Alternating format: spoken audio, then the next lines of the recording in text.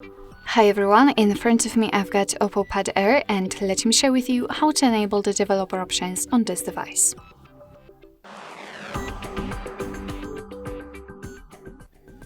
So first of all, we have to enter the settings, and then in this left section, let's scroll down to the very bottom to find About Device. Right here we have to find the status. Probably we have to find the build number, which is, as you can see, not here, so maybe in the version. As you can see, we've got the build number. I know it may be quite strange, but basically we need it in order to actually activate the developer options. So if you've got the build number, you have to keep tapping on it until you'll see that you're in the developer mode.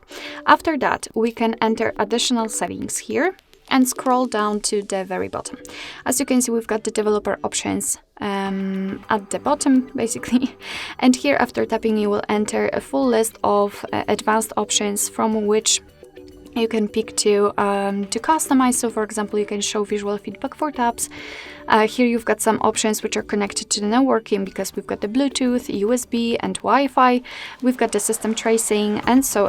So quite a lot of advanced options, so be careful with customizing them.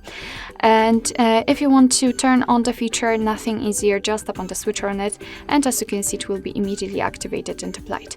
Of course, you can turn it off the same way.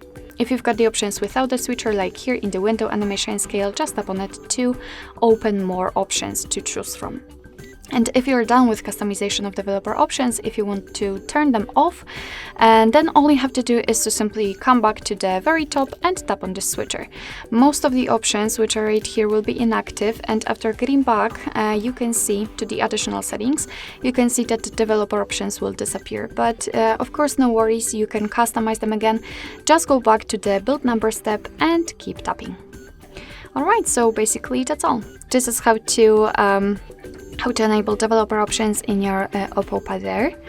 Thank you so much for watching. I hope that this video was helpful, and if it was, please hit the subscribe button and leave the thumbs up.